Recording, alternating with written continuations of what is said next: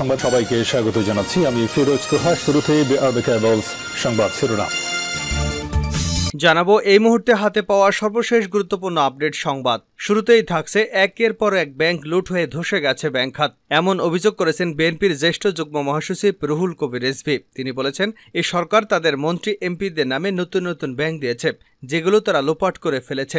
এখন তারা ভালো ভালো ব্যাংকের সাথে ওইসব ব্যাংকে মিশিয়ে দিতে চাইছে। এভাবে তারা জনগণের টাকা বিদেশে পাচার করে দিচ্ছে। এবারে জানাবো নড়াইলে আওয়ামী লীগ নেতা ও মল্লিকপুর ইউনিয়ন পরিষদের সাবেক চেয়ারম্যান শিকদার মোস্তফা কামালকে গুলি করে হত্যার ঘটনায় জড়িত ৩ আসামিকে গ্রেপ্তার করেছে র্যাব। জানাবো বিএনপির প্রতিষ্ঠাতা সাবেক রাষ্ট্রপতি জিয়াউর রহমানের মৃত্যুবার্ষিকী উপলক্ষে ৩ দিনের নতুন কর্মসূচি ঘোষণা করেছে ঢাকা মহানগর দক্ষিণ বিএনপি। এবারে থাকছে আওয়ামী লীগ সভাপতি ও প্রধানমন্ত্রী শেখ হাসিনার ৪০তম স্বদেশ প্রত্যাবর্তন দিবস আজ। জাতির পিতা বঙ্গবন্ধুকে সপরিবারে হত্যার পর দীর্ঘ নির্বাসন জীবন শেষে ১৯৮১ সালের এই দিনে তিনি বাংলার মাটিতে ফিরে আসেন। জানিয়ে দেব, দেশকে আরও এগিয়ে নিতে শেখ হাসিনার কোনো বিকল্প নেই বলে জানিয়েছেন পররাষ্ট্রমন্ত্রী ড হাসান মাহমুদ। এবং সর্বশেষ জানাবো আন্তর্জাতিক সংবাদ। গাজা উপত্যকার রাফায় হামলা বন্ধে ইসরায়েলকে আদেশ দিতে আন্তর্জাতিক বিচারিক আদালতের প্রতি আহ্বান জানিয়েছে দক্ষিণ আফ্রিকা। ফিলিস্তিনিদের উপর ইসরায়েলের গণহত্যা চালানোর অভিযোগে দায়ের করা হামলার অংশ হিসেবেই দেশটি এই আহ্বান জানালো। এতক্ষণ শিরোনাম শুনছিলেন, এবার বিস্তারিত। প্রিয় দর্শক, আপনি যদি এই চ্যানেলে নতুন হয়ে থাকেন, ভিডিওটি দেখতে দেখতে চ্যানেলটি সাবস্ক্রাইব করে আমাদের সঙ্গেই থাকুন। আর এই ভিডিও সম্পর্কে আপনি আপনার মূল্যবান মতামতটি কমেন্ট বক্সে জানিয়ে দিন। আর হ্যাঁ প্রিয় দর্শক, জানিয়ে দিন ভিডিওটি কোথা থেকে দেখছেন। একের পর এক ব্যাংক লুট হয়ে ধসে গেছে ব্যাংক খাত, অভিযোগ রিজভীর। একের পর এক ব্যাংক লুট হয়ে আজকে ব্যাংক খাত ধসে গেছে, এই অভিযোগ করেছেন বিএনপির জ্যেষ্ঠ যুগ্ম মহাসচিব রুহুল কবির রিজভী। তিনি বলেছেন, এই সরকার তাদের মন্ত্রী এমপিদের নামে নতুন নতুন ব্যাংক দিয়েছে, এগুলো তারা লোপাট করে ফেলেছে। এখন সরকার ভালো ভালো ব্যাংকের সঙ্গে ওই সব ব্যাংকে মিশিয়ে দিতে চাইছে। এভাবে তারা জনগণের টাকা পাচার করে দিয়েছে।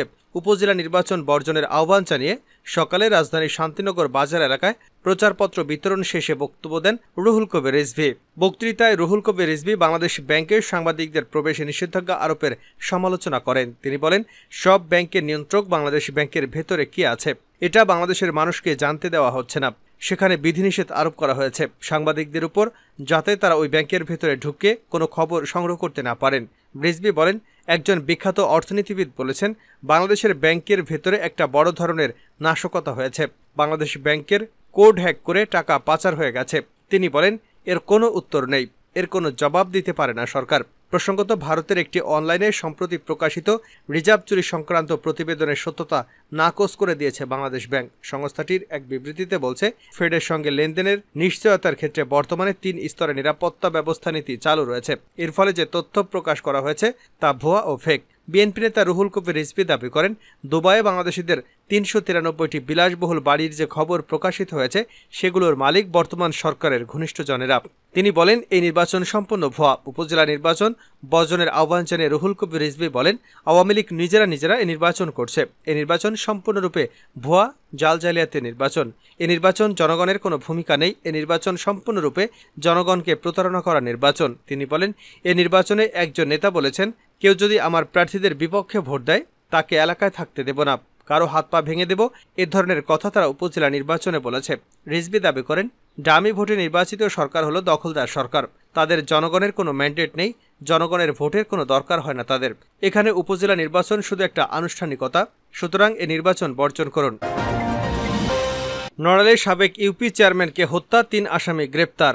নড়াইলে আওয়ামী লীগ নেতা ও মল্লিকপুর ইউনিয়ন পরিষদ সাবেক চেয়ারম্যান শিকদার মোস্তফা কামালকে গুলি করে হত্যার ঘটনায় জড়িত 3 আসামিকে গ্রেপ্তার করেছে র্যাব। বৃহস্পতিবার রাতে চট্টগ্রামের বাইজিত এলাকা থেকে তাদের গ্রেপ্তার করা হয়। উল্লেখ্য, নড়াইলের লোহাগড়ায় আওয়ামী লীগ নেতা ও মল্লিকপুর ইউনিয়নের সাবেক চেয়ারম্যান শিকদার মোস্তফা জামালের অজ্ঞাত দুর্বৃত্তদের গুলিতে নিহতের 2 দিন পর গ্রামের প্রতিপক্ষ দলনেতা আকরাম হোসেন লিপন মেম্বারকে প্রধান আসামি করে 30 জনের নামে মামলা দায়ের করা হয়। নিহতের ভাই রেজাউল শিকদার বাদী হয়ে সোমবার লোহাগড়ায় এজাহার সূত্রে জানা গেছে, মোস্তফা কামাল গত শুক্রবার রাত 8টার দিকে একটি সালিশ বৈঠকে যোগদানের উদ্দেশ্যে মোটরসাইকেল যোগে কুন্দসী গ্রামে সমীর শিকদারের বাড়ির সামনে পৌঁছলে সেখানে পূর্ব থেকে উৎপেতে থাকা সশস্ত্র দুর্বৃত্তরা তাকে লক্ষ্য করে বুকে ও পিঠে গুলি করে। স্থানীয় লোকজন মারাত্মক আহত অবস্থায় তাকে উদ্ধার করে লোহাগড়া উপজেলা স্বাস্থ্য কমপ্লেক্সে নিয়ে যান। প্রাথমিক চিকিৎসা শেষে উন্নত চিকিৎসার জন্য ঢাকায় নিয়ে যাওয়ার পথে রাত 11টায় তার মৃত্যু হয়। মোস্তফা কামাল উপজেলার মঙ্গলহাটা গ্রামের আকরাম শিকদারের ছেলে এবং স্থানীয় মল্লিকপুর ইউনিয়নের 2 মেয়াদের সাবেক চেয়ারম্যান ছিলেন। জিয়াউর রহমানের মৃত্যুবার্ষিকীতে 3 দিনের কর্মসূচি।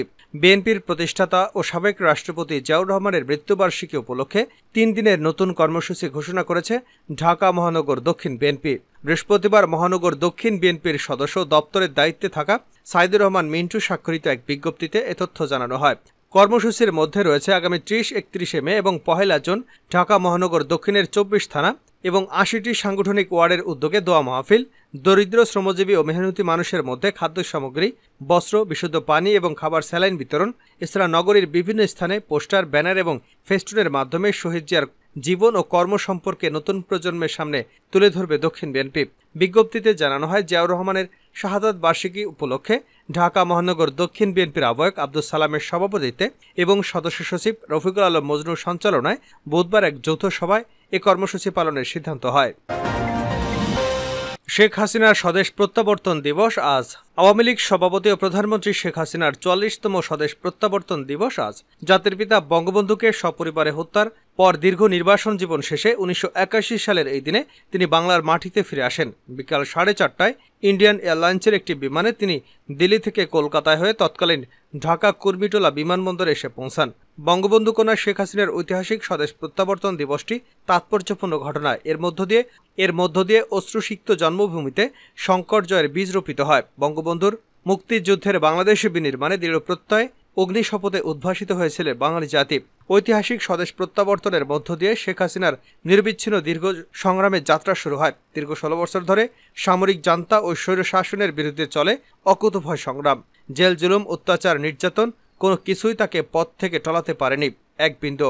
শত প্রতিকূল পরিস্থিতির মধ্যেও হতদম্য হননি কখনো। বাংলার মানুষকে হারিয়ে যাওয়া অধিকার পুনরুদ্ধার করতে জীবনের ঝুঁকি নিয়ে তিনি বারবার স্বৈরাচারের রক্তচক্ষুকে উপেক্ষা করে আবির্ভূত হয়েছেন। কবির ভাষায় মৃত্যুকে উপেক্ষা করে মহান পিতার স্বপ্ন বুকে চিরন্তন যিনি, আজে জাতির বুকে দিশারি। ঘূর্ণিঝড়ের হালভাঙা নৌকাখানি শক্ত হাতে বৈঠা ধরে টেনে অসীম মমতা দিয়ে পৌঁছচ্ছেন আমাদের স্বপ্নের মঞ্জিলে। দিবসটি উপলক্ষে বাণী দিয়েছেন রাষ্ট্রপতি মোহাম্মদ শাহাবুদ্দিন। তিনি প্রধানমন্ত্রী শেখ হাসিনাকে প্রাণঢালার শুভেচ্ছা এবং অভিনন্দন জানিয়েছেন। শেষ করছে আন্তর্জাতিক সংবাদ দিয়ে। রাফায় হামলা বন্ধে ইসরায়েলকে আদেশ দিতে আইসিজের প্রতি আহ্বান। গাজা উপত্যকায় রাফার হামলা বন্ধে ইসরায়েলকে আদেশ দিতে আন্তর্জাতিক বিচারিক আদালতের প্রতি আহ্বান জানিয়েছে দক্ষিণ আফ্রিকা। ফিলিস্তিনিদের উপর ইসরায়েলের গণহত্যা চালানোর অভিযোগে দায়ের করা মামলার অংশ হিসেবেই দেশটি এই আহ্বান জানালো। খবর আল জাজিরার। গাজা উপত্যকায় ইসরায়েলের যুদ্ধ নিয়ে গত জানুয়ারিতে দক্ষিণ আফ্রিকা মামলাটি দায়ের করে। উপত্যকাটির দক্ষিণ শহর রাফায় ইসরায়েলের হামলা ঘিরে জরুরি ব্যবস্থা চাইছে দেশটি। ইসরায়েলের হামলা থেকে বাঁচতে 10 লাখেরও বেশি বাস্তুচ্যুত ফিলিস্তিনি শহরটিতে আশ্রয় নেন। বৃহস্পতিবার হেগ ভিত্তিক আদালতে দক্ষিণ আফ্রিকা বলেছে, ফিলিস্তিনি জনগণ চলমান নির্মূলীকরণের সম্মুখীন এবং রাফায় আক্রমণ হল শেষ অংশ, যেখানে গাজা সম্পূর্ণভাবে ধ্বংস হয়ে গেছে। দক্ষিণ আফ্রিকার আইনজীবী টেম্বাকা এনে কুকাইটোবা বলেন, স্পষ্ট সতর্কবার্তার সত্ত্বেও ইসরায়েল রাফায় হামলা চালিয়ে যাচ্ছে। ইসরায়েল তাদের উপর আনা 1949 সালের গণহত্যা কনভেনশন লঙ্ঘনের অভিযোগকে ভিত্তিহীন বলেছে। দক্ষিণ আফ্রিকা এই অভিযোগ এনেছে। ইসরায়েল শুক্রবার এর প্রতিক্রিয়া জানাবে। আদালতের শুনানি শুরু হওয়ার কয়েক মিনিট আগে ইসরায়েলের প্রতিরক্ষামন্ত্রী ইয়োব গ্যালন বলেন, রাফায় অভিযান অব্যাহত থাকবে, অতিরিক্ত বাহিনী সেখানে প্রবেশ করবে।